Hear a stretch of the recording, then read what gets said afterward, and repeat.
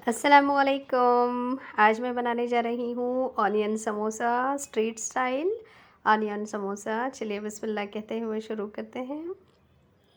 तो सबसे पहले हमने यहाँ पर लिया है 2 कप जितना मैदा और इसी के अंदर शामिल करेंगे नमक और 2 चाय के चम्मच जितना बिल्कुल बहुत ज़्यादा गरम तेल, और इसे 1 चम्मच की मदद से मैदे के अंदर अच्छे से शामिल करेंगे और उंगलियों से इस तरीके से रगड़ कर तेल को आटे में अच्छे से शामिल कर लें। गरम तेल कम्प्लीटली ऑप्शनल है, आप चाहे तो ठंडा तेल का भी इस्तेमाल कर सकते हैं, शामिल कर सकते हैं। और पानी थोड़ा थोड़ा डालकर अच्छे से सख्त आटा अच्छे से गूंद लें और इसे कम से कम एक 20 से 25 मिनट के लिए रेस्ट के लिए रख दें। फिलिंग के लिए मैंने यहाँ पर लिया है चॉप्ड ऑनियंस और इसी के अंदर शामिल करेंगे नमक हस्बे जायका, 1 बारीक हरी मिर्च कटी हुई, थोड़ा सा हरा धनिया, पाव चम्मच हल्दी, पाव चम्मच गरम मसाला, आधा चाय के चम्मच ज़ीरा पाउडर और आधा चाय के चम्मच धनिया पाउडर, 2 चम्मच जितना मैं पोहा इसके अंदर शामिल कर रही हूँ और थोड़ा सा नींबू का रस और आधा चाय के चम्मच जितना तेल इसके अंदर शामिल कर रही हूँ। ये महाराष्ट्रियन स्टाइल स्टफिंग है।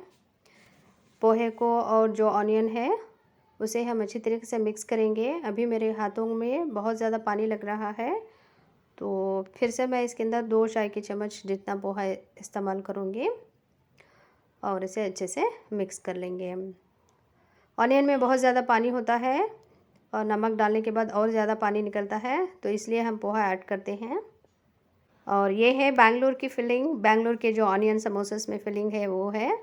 तो यहाँ पर मैंने लिया है चॉप्ड ऑनियन पाव चम्मच, हल्दी पाउडर आधा चाय के चम्मच ज़ीरा पाउडर, आधा चाय के चम्मच धनिया पाउडर, लाल मिर्च पाव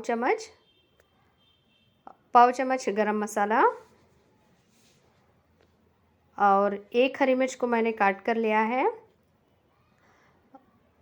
नमक शामिल करेंगे हस्बे जायका, थोड़ा सा हरा धनिया कटा हुआ। इन सब चीज़ों को अच्छे से मिक्स कर लेंगे।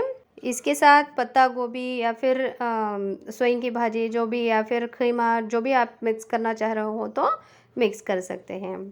तो ये स्टफिंग हमारी रेडी है और इसके अंदर मैं पोहा नहीं शामिल कर रही हूँ। ये है जो एक्स्ट्रा पीसेस जो हमारे पापड़ के निकलते हैं, उसे मैंने तलकर इस तरीके से बारीक कर लिया है, इसे शामिल करेंगे। इससे जायका भी अच्छा निकलता है और जो हमारे एक्स्ट्रा पीसेस निकलते हैं पापड़ बनाने के बाद, इसे अच्छे तरीके से इस्तेमाल कर सकते हैं। इन सभी चीज़ों को अच्छे से मिक्स कर लें और ये हमारी दूसरी स्टफिंग भी तैयार हो चुकी है। ये 20 मिनट के बाद हमारे आटे के मैंने इस तरीके से पेड़े ले लिए हैं और पेड़े को एक ही साइज़ में हम बेलेंगे। छोटा छोटा बेल लें, छोटी रोटी बेल लें।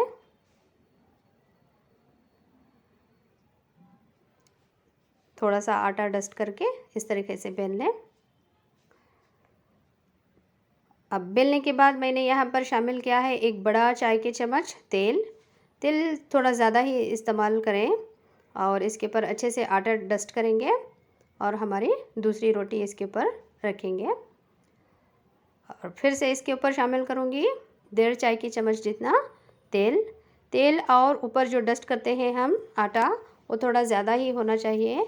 इससे हमारे लेयर्स बहुत अच्छी तरीके से निकल जाते हैं पापड़ के। कम डालेंगे तो दिक्कत होगी पापड़ को निकालने में।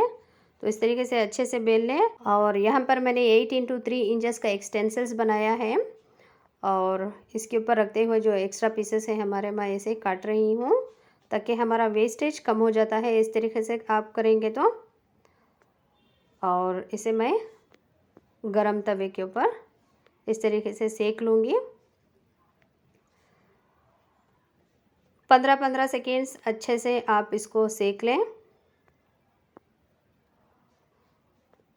तो दोनों तरफ से अच्छे से सेकने के बाद इसे मैं काउंटर पे ले लेती हूँ।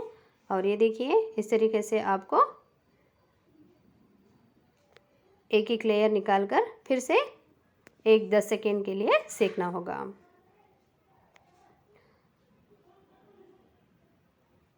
ये हमारा पहला लेयर है, तो अभी मैं दूसरा लेयर निकाल रही हूँ। फिर से हम इसे सेक लेंगे।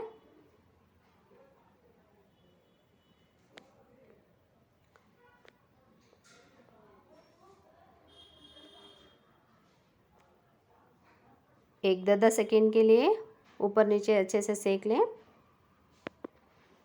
ये लास्ट लेयर है, 3 लेयर से मैंने बनाया है। तो इस तरीके से आपको सेक कर इसे निकालना है। और जो स्टेंसिल्स मैंने बनाया है इसे ऊपर रखते हुए मैं इसे कट कर रही हूँ। बहुत ही ज़्यादा आसानी से बन जाते हैं ये पापड़। आप इस रेसिपी को ज़रूर ट्राई कीजिएगा। और जो एक्स्ट्रा पीसेस हैं इसे आप फेंकिए मत, इसे अच्छे से तल लें, फिर हम स्टफिंग में ऐड करेंगे। ये देखिए ये 6 पापड़ बनकर तैयार हैं।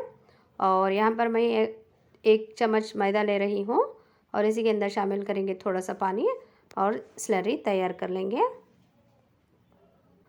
तो ये रहा हमारा पापड़। पापड़ को आधा कर लें इस तरीके से और इसी के ऊपर थोड़ी सी स्लरी लगा रही हूँ मैं। इसे इस तरीके से फोल्ड कर लें और जो भी हमारी स्टफिंग है इसे स्टफ़ कर लें। ये चॉप्ड ऑनियन वाली जो फिलिंग्स इस्तेमाल कर रही हूँ वो महाराष्ट्रियन फिलिंग है। ये भी बहुत ज़्यादा मज़ेदार बनती है क्योंकि हमने इसमें नींबू का इस्तेमाल किया है। थोड़ा सा खट्टा रहता है ये फिलिंग। आपको पसंद ना हो तो आप नींबू भी अवॉइड कर सकते हैं। ऊपर से थोड़ी सी स्लरी लगाकर इसे अच्छे से किनारों से फोल्ड करते हुए हम क्लोज़ कर देंगे। ये देखिए इस तरीके से। और जो पीछे का पापड़ है इसे भी स्लरी लगाते हुए क्लोज़ कर लेंगे। तो ये देखिए हमारा समोसा तैयार हो चुका है। इस तरीके से ये होल कुछ नज़र आए तो आप जो हमने स्लरी बनाई है उसे लगाकर रख दें और अंदर तेल नहीं जाएगा फ्राई करते वक्त। और समोसों को बिल्कुल मीडियम फ्लेम पर, मीडियम हॉट ऑयल में आपको आहिस्ता से समोसों को तलना होगा, वरना समोसे क्रिस्पी नहीं बनेंगे। और एक बात आपको कहना चाह रही हूँ, अगर पाम ऑयल इस्तेमाल करेंगे समोसा तलने के लिए तो समोसे का जो ब्राउनिश कलर होता है वो अच्छे से निकल कर आता है, जैसे बाज़ारों में मिलता है इस तरीके से आता है। मैंने यहाँ पर सनप्योर ऑयल का इस्तेमाल किया है तो हमारे समोसे इस तरीके से लग रहे हैं। और बिल्कुल धीमी आंच पर रखते हुए आपको मीडियम फ्लेम में इसे आराम से तलना है। हाई फ्लेम पर रखकर तलेंगे तो पापड़ जल जाएगा। ये एक बात का आपको ध्यान रखना है। बहुत ही ज़्यादा मज़ेदार समोसे बनते हैं। आप दोनों ही स्टाइल के फिलिंग्स को ट्राई करें और पसंद आए तो मेरे रेसिपी को अपने दोस्त अहबाब के साथ ज़रूर शेयर करें। फिर मिलते हैं अगली नई रेसिपी के साथ। तब तक के लिए अल्लाह हाफ़िज़।